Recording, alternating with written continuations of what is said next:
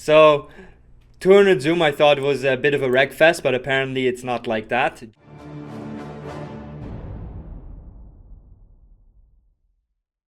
So GG0618 opens 3.5x under the gun. This is not really a play I like too much.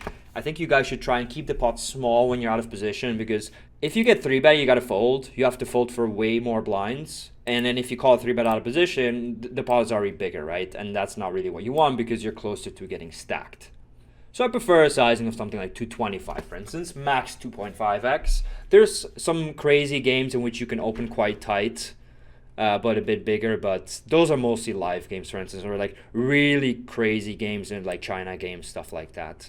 Enrico cold calls 3.5, which I'm also not really a fan of because he's getting a very bad price on a call and he still has 4 players behind and 2 of them are in position. I'm not really a huge fan of this call much either. I think you should 3-bet or fold, especially because at 200 zoom the rake's quite high.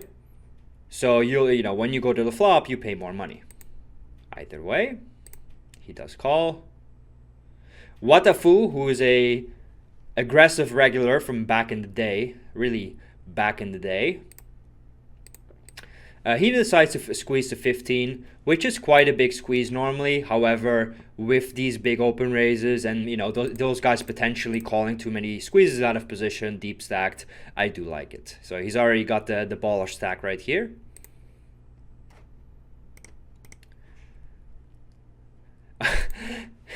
So 200 zoom I thought was a bit of a reg fest, but apparently it's not like that. Jupiter now decides to cold call. So guys, do not cold call 3-bets out of position, especially when people make it this big. Yes, I understand you're super deep, but if you think that Watafu is out of line, just 4-bet. You don't have to 4-bet aces or nothing here. You can also 4-bet other hands for value. Because now what happens is Jupiter will get cold called by GG and Enrico quite often, and then he's out of position 4-way.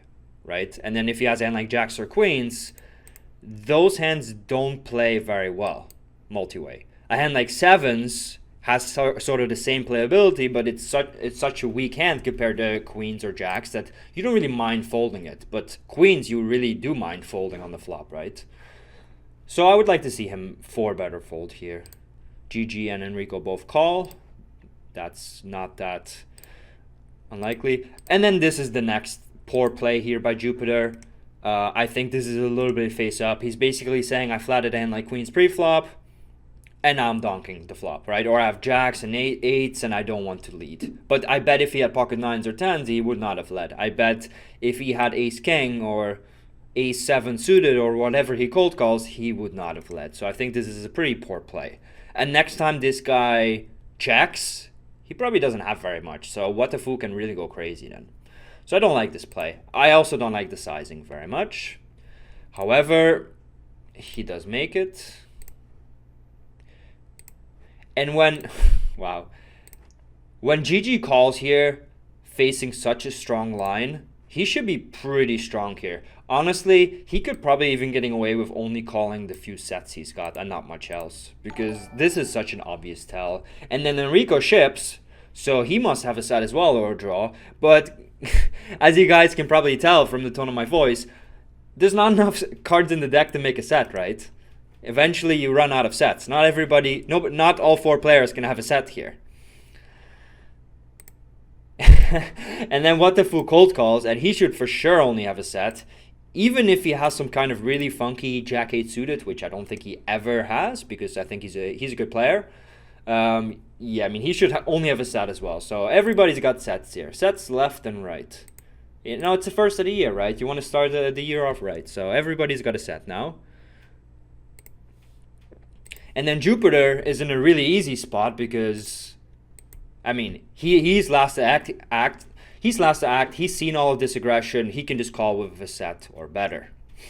Even if Jupiter has pocket 5s, he might even be able to fold, honestly. Because, I mean, this guy is pretty strong. Then this guy shipped. He can have pocket 8s. Watafu can have pocket 8s. He can have pocket jacks. If he has aces, I think this is an extremely easy fold.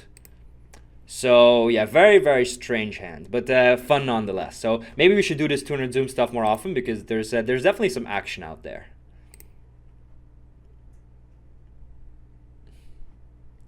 Okay. I would love to see what these guys have. Okay. Okay, so Jupiter cold called with 8-5 suited. Obviously, that's an extremely poor play. And you see how he's kind of looking at his hand, right? For his hand, 8-5 suited makes sense as a lead in the sense that it's not the type of hand that wants to see more cards. So leading out and ensuring that a bet goes in and kind of thinning out the field with two set blockers and just a good hand makes a lot of sense. So in a vacuum, this hand might be a lead, but that's not how poker works. You can't say this hand wants to do this, and this hand wants to do that, and this hand wants to do that. No, that's not how it works.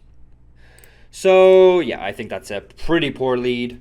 GG, I'm not sure what he has, but that was probably a mistake as well. Enrico ended up shipping, which seems all right probably. I don't mind that. And then What the Foo is like, wow, it's an early New Year's present, I'm calling top set, right? And the only thing What the Foo is worried about is somebody having a hand like 10-9 or 9-7 because they have live cards. And Enrico must be super unhappy because Jupiter is blocking his out. So yeah, sick. 1K pot at 200 NL. That's I haven't seen that very often, to be honest. So nice hand. Really nice hand. That was a fun one. And I thought this stream was going to be not as entertaining as some other streams. What do you know? Giova is one of our students, one of our most successful students. He's also a coach for us. And he played his first tournament in Vegas this year. And he shipped it for... How much did he ship it for? 170,000 or something. So yeah, that was a pretty sick line by him, just shipping it right away. So, and he's shipping big pots here as well, apparently. Let's have a look. Jova makes it 225, which I like. And now Cabbage goes with 1125 in MP. Now, they're quite deep. That may be one of the reasons why he sized up. I'm not in love with that line of thinking, but I definitely do not hate it. However, even if you wanted to size up, you don't size up by this much. So if your regular sizing is maybe 7.5, you don't go to 11.25. That's way too much. Especially with two short stackers behind you who are now getting a really good price on a shove. Will they go crazy? Probably not, because you're still 3-betting huge MP versus under the gun, right? But at the same time, you're giving them way better odds to do so now. So I'll be careful here. Apache instead cold calls, which is a play he should never make because, I mean, his range is very capped and face up.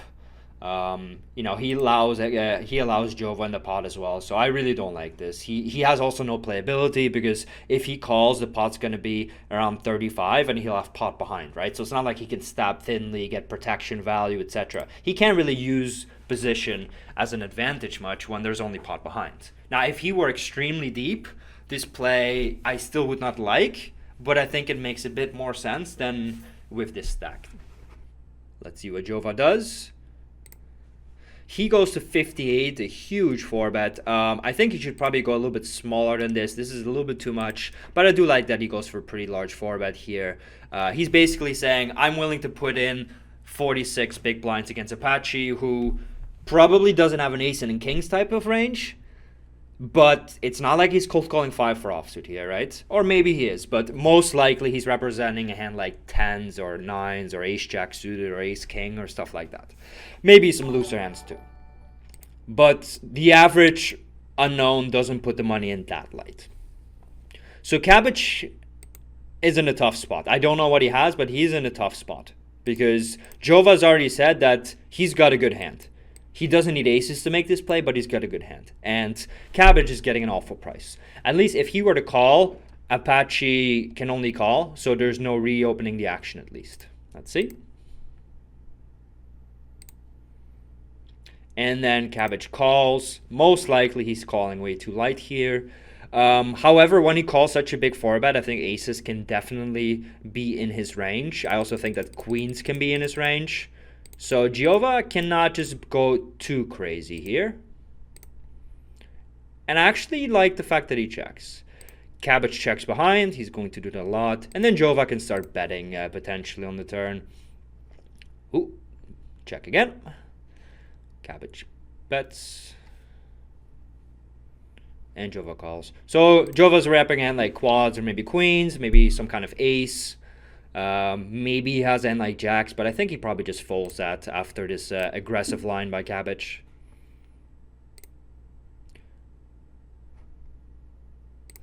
And now Cabbage shoves. And honestly, I think he's almost never bluffing here. He has to have a hand like Jack 10 of hearts, which I think should never call this 4-bet.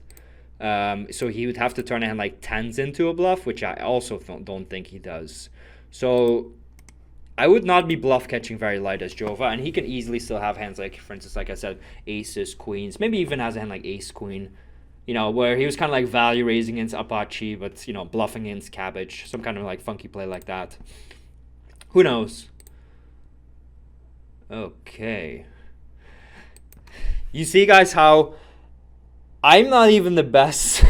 I'm not even the best guy to ask for 200 zoom advice at times, because I'm a little bit unaware of the dynamic at times. I mean, because I was wrong. I thought that, 500 zoom is a massive nit fest. A massive nit fest. It's gotten better, but it's a massive nit fest. And 200, from what I've seen, because I've reviewed tons of students playing 200 zoom and also 200 on other sites, and it's always been nitty. But this doesn't seem like a nit fest, to be honest. Jova probably had a read on Cabbage, because this is a non-standard play. He's probably thinking that, well, I have maybe ace queen, aces, queens, and ace king is not even that high up in my range. And he might also think that Cabbage is crazy, right? I've never seen this player before, but maybe Jova sees crazy stats and he's seen insane bluffs, and he wants Cabbage to put the money in light. Who knows?